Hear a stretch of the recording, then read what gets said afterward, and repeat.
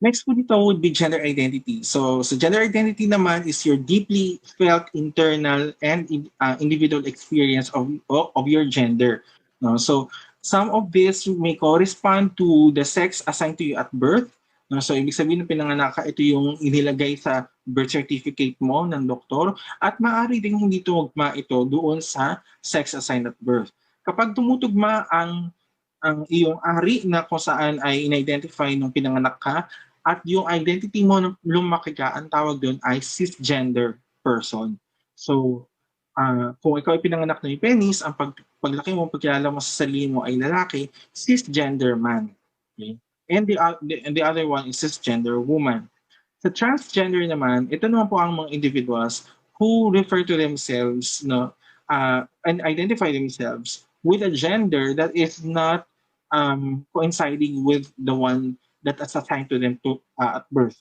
Nung pinanganak sila na meron silang penis pero lumaki sila ang pagkilala nila sa sarili nila ay babae or feminine, no, or woman. Therefore, transgender woman ang term na ginagamit natin sa kanya. Okay? Or sa opposite naman ay transgender man. Okay? Yan po ang transgender at saka cisgender. Hindi necessarily kailangan magpa-opera ang isang transgender individual or mag-transition. No, ay kailangan ay magdamit na siya ng pambabae, mag-itsurang pambabae, para natin masabi na transgender woman siya and vice versa, no, para sa mga trans man.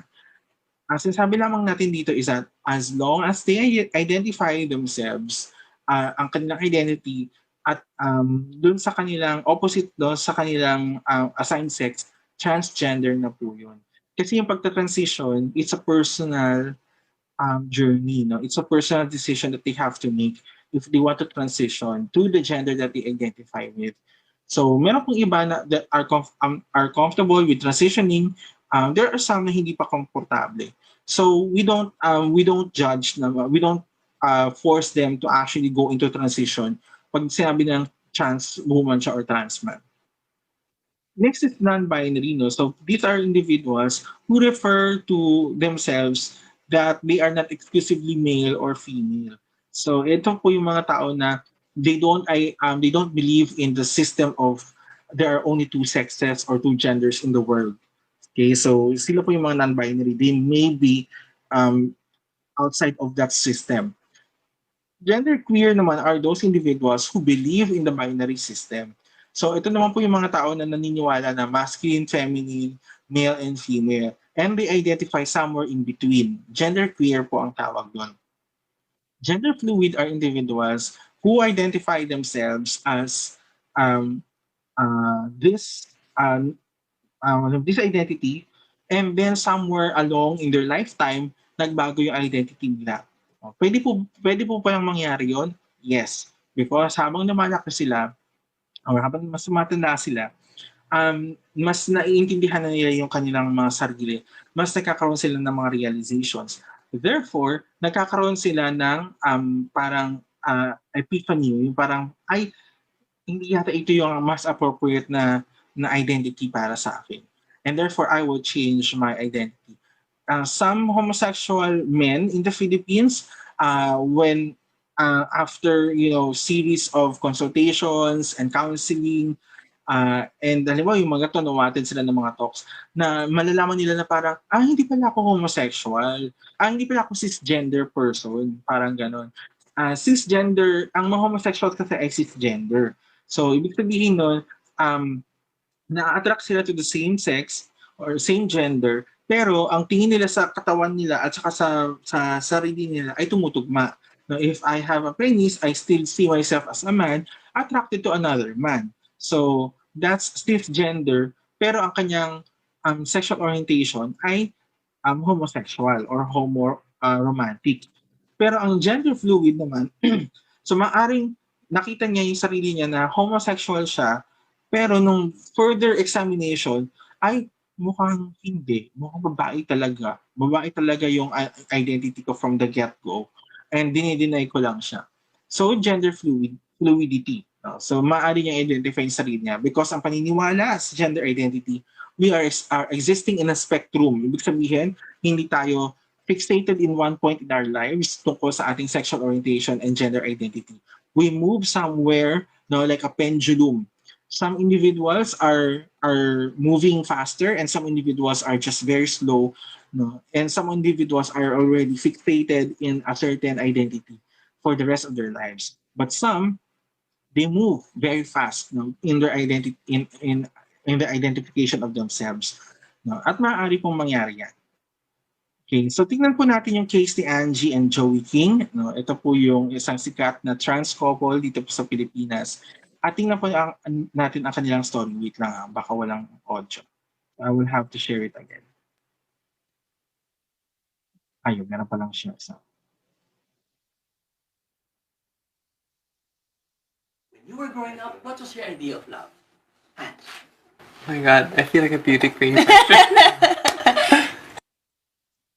So, my idea of growing up of love, I actually don't know.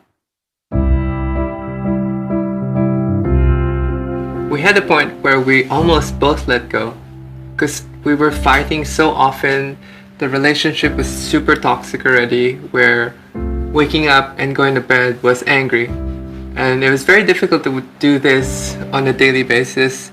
And, you know, if your relationship is not making you grow into a better person, then it's not a good relationship to be in. So 3 months into the relationship, I opened like babe, I like women's underwear.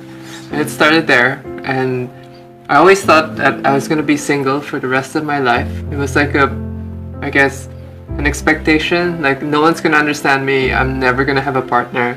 And what makes it more difficult for myself is I'm a trans woman who likes women. Just the whole notion of me finding a supportive partner was very alien for me. So Almost impossible. yeah, no, I thought it was like never gonna happen until I met Joe. During Angie's transition, we'd always had the name Angelina from the beginning, from the get-go. But when things were really becoming very serious, I was trying to use her name from Ian to Angelina, but it was very interesting. I couldn't say her name. So I wanted to have a tattoo to represent also that I love Angelina, and yeah, it was something that I surpassed also very well.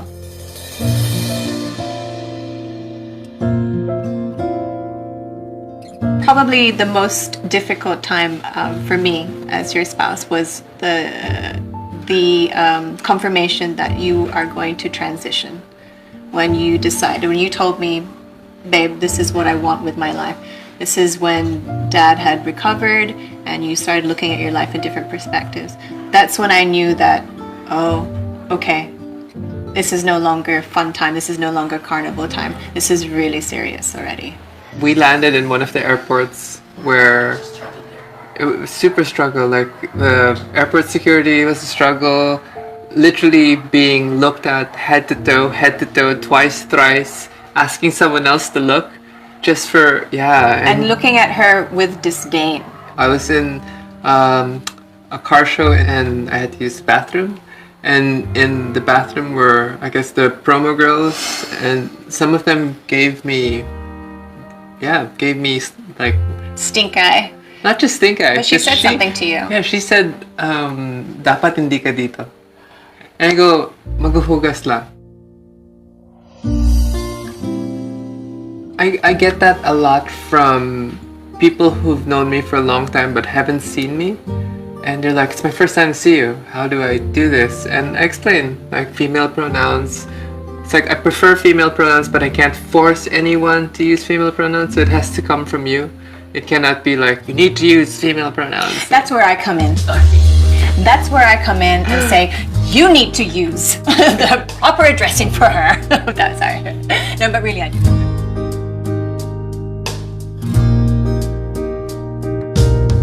I would like to advise those who are the friends and family who may have a friend or a family member experiencing what we are. I suggest that you start by opening your heart. That way your mind is open to possibilities, but always keep in your heart that you love this person. And if you love this person unconditionally, watch this person grow and watch yourself grow in abundance. It really works. So My hope and my dreams for other people who are struggling is to find someone that you can really relate to. It doesn't have to be a partner or a parent or a sibling. It could be a good friend, and just having an open ear to talk to and express yourself is such a huge weight off your mind, your shoulders, especially for people who want to transition and have no one to talk to. I want to tell you that don't lose hope, because I thought my hope was gone already completely, and when I met Joe, everything changed, and you just have to be patient.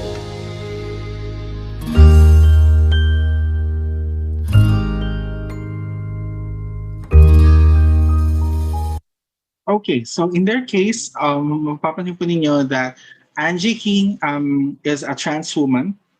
Okay, and matagal siya nag-transition, no? So talagang matagal yung time ng processing niya. So, transition na siya, adult na siya, meron na siyang asawa, and naging difficult yun for them to actually process these things. Pero although naging very accepting naman talaga si Joey King, it's just that sa part ni Angie, it took her a long time to process and accept that fact that she is indeed a trans woman. And one thing that you will notice is now, Angie King is identifying as a woman from the beginning.